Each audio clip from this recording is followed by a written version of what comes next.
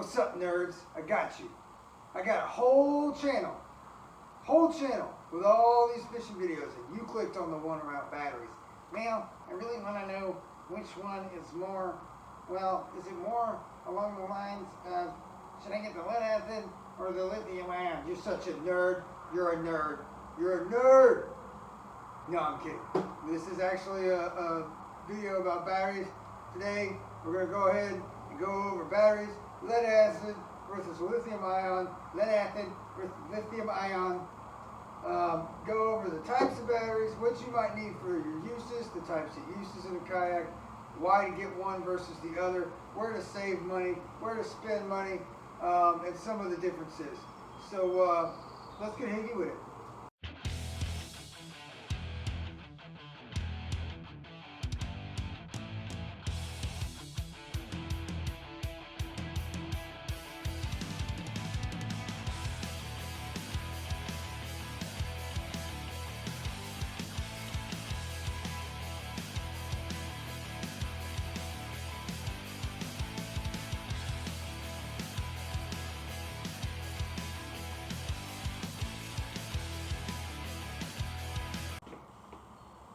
Alright, nerds, let's get right into it. So, we're going to go over a couple things with batteries. We're going to start at the top, like broad, big picture subject, and kind of work our way down to what you need them for. We're going to go over proprietary versus non-proprietary, lithium ion versus lead acid, as well as the applications you need them for in the kayak. So let's jump right into it. So we're going to go over real quick, proprietary versus non-proprietary. These are not proprietary. These are regular, lithium ion lead acid, 12 volt, 100 amp hour. This is a 12 volt, 8 amp hour. These are not proprietary. This the Bixby battery is a lithium ion, but it's proprietary. I know some of you are going to go, why are you going over this, genius? Because there's somebody out there going, hey man, I don't really know what kind of battery I need. Well, Cletus, if you bought a motor system like Bixby and the symbol on the battery is the same and it has a special plug and it only plugs into the motor, you probably can only use this. So, proprietary versus not proprietary, you don't have to watch the rest of the video. You can turn it off now. If you got a Bixby, this is you. This don't apply to you. No, I'm just kidding, but seriously. This is a lead acid battery. You can do extra things with it, but you're not going to be able to power certain motors with it. And what I mean by, and I'm pretty sure Bixby is the only one realistically that's proprietary for kayaks, but I still wanted to go over proprietary versus non-proprietary to start us off, because I guarantee you there's somebody watching this video like, holy cow, man, I didn't know that. I can't believe I just spent money on that big old battery. Couldn't figure out why that Bixby wouldn't hook up to it, bruh. Well, because you need a Bixby battery, bro. So, moving forward to your non-proprietary batteries. So, what are the uses of batteries on a kayak? We're going to go over two different types. This is a 12 volt 100 amp hour lithium ion. This is a 12 volt 8 amp hour lead acid. So, I am not going to go over a 12 volt 8 amp hour. I'm going to go over a 12 volt 10 amp hour for the small accessory type stuff because it is more of a standard. When it comes to small accessories, you can get a 12 volt 6 amp hour, a 7, an 8. There's all kinds that you can get. I'm just going to go over 12 volt 10 amp hour because that seems to be the most popular and what people tend to buy. So, why do I need these? Big picture, proprietary, non-proprietary. So step 2, let's kind of move down to what are the uses of them in your kayak. So, if you're a pedal or a paddle person, you're not going to need this.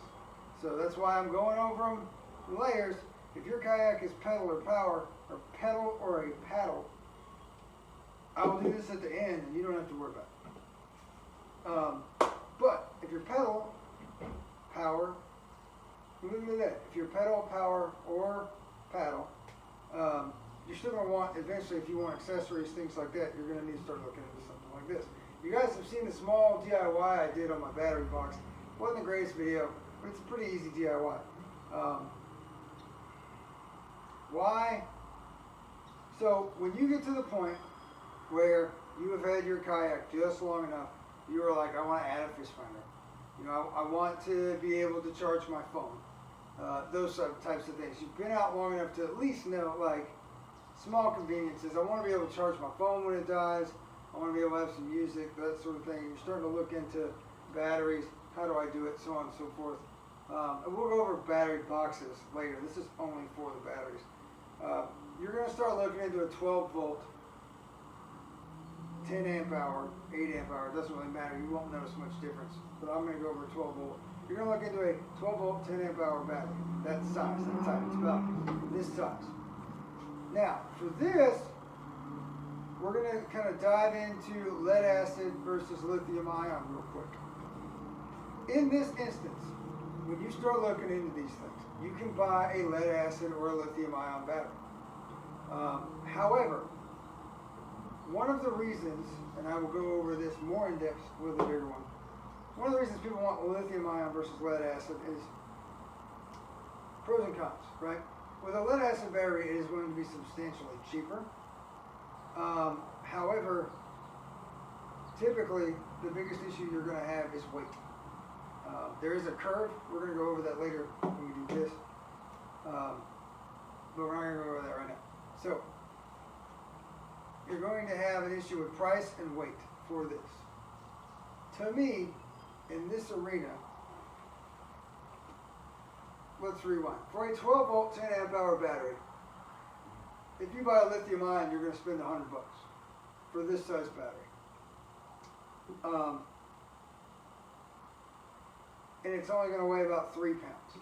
Now, why does the weight matter? Because each kayak comes with a weight capacity, and you don't want to burn up your weight capacity and sink your boat for your battery.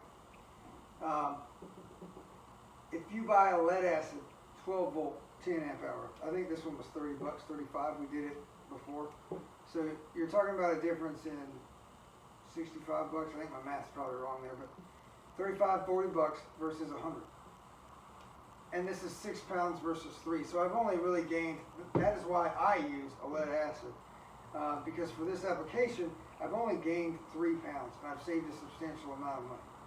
So when you start to look into this, for this application, I want you guys to kind of know what you're looking at, why you're looking at it.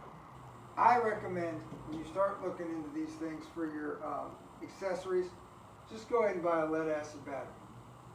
Okay? So we went big, kind of crawling it in, proprietary versus not proprietary, accessories versus motor. So as we're moving forward to the motor, if you guys don't have a motor, you don't need to watch the rest of this video.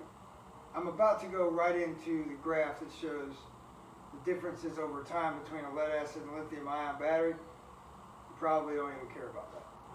So, again, if you have accessories, that's the difference between the lithium ion and lead acid. And I'm going to recommend the lead acid. Don't spend the money on the lithium ion, and I'll show you why in a minute. Alright, so, moving forward, if you have a motor, this is what I have for the Old Town Sportsman 106 with the main coating. You don't need a 12 volt 100. First off, you don't need a 12 volt 100 amp hour battery.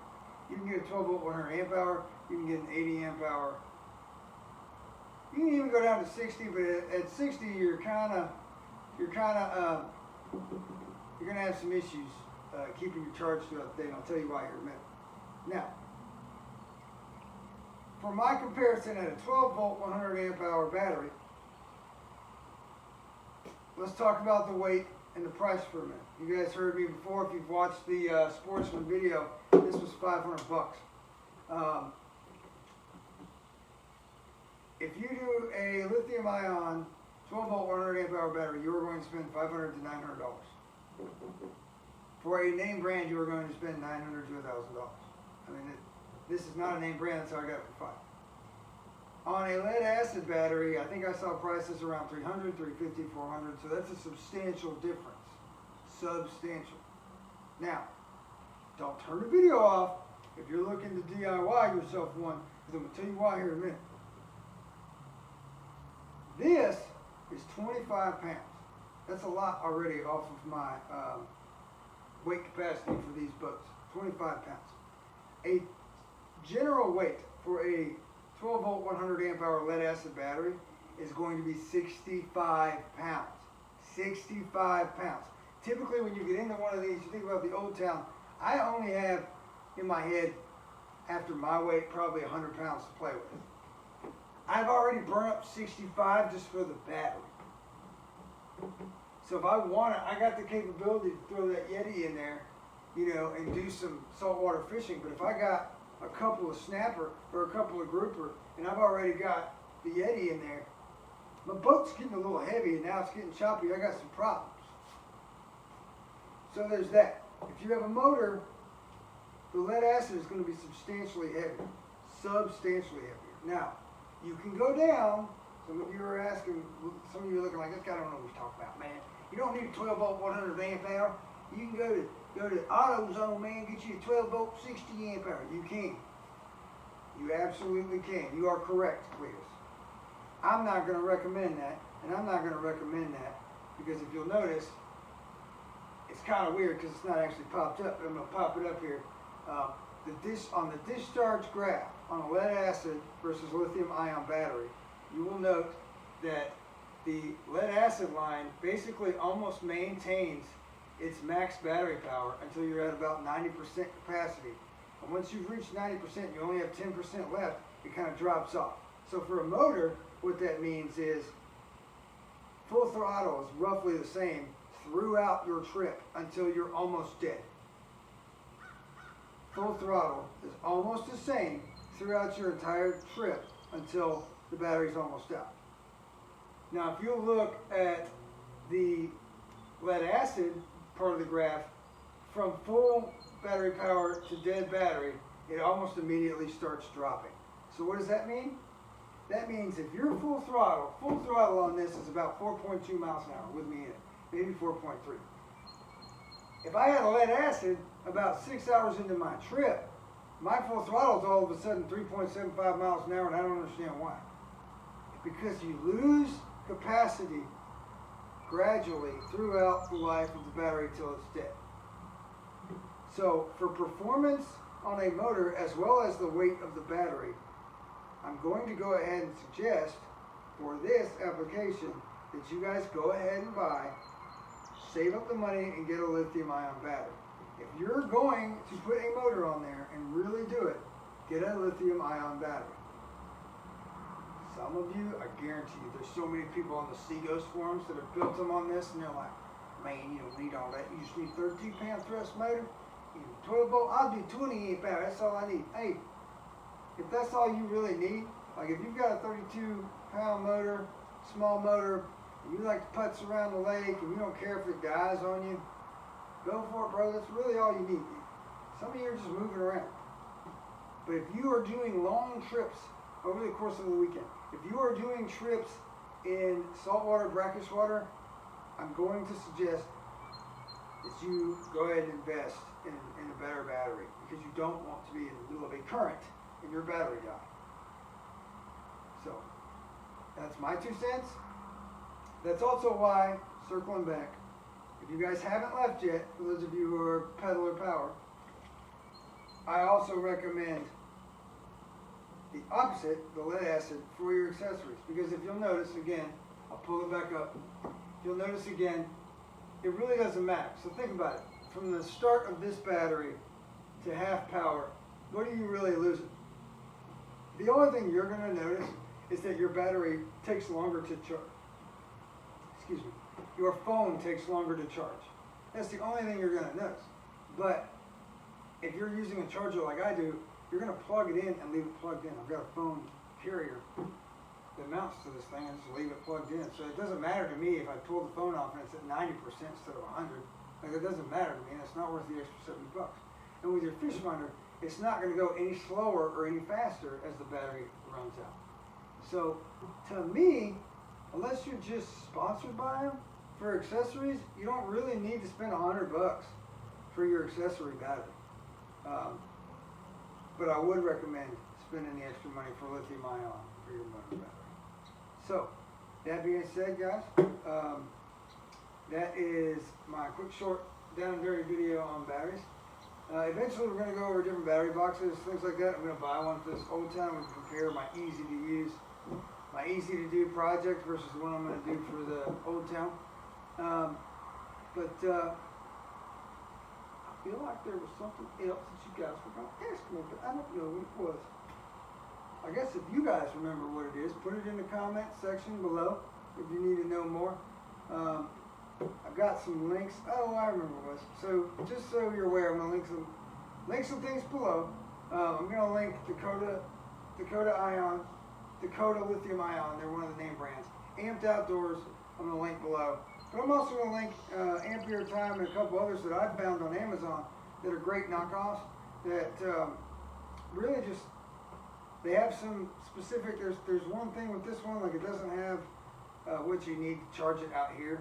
So I need to charge it at room temperature, so I basically just take it inside to charge it so I don't lose battery life on the battery.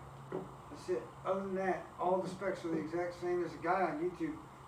If I can find his stuff, I'll link him below. And you want to talk about nerd? That's all he does is test these. Like literally pulls these batteries apart and tests them. And I looked him up before I bought this. That's how I knew. Okay, I can save $400 and get this battery. So I'll link him below if I can find him. Like I said, guys, if I didn't cover anything else, put it in the comment section below.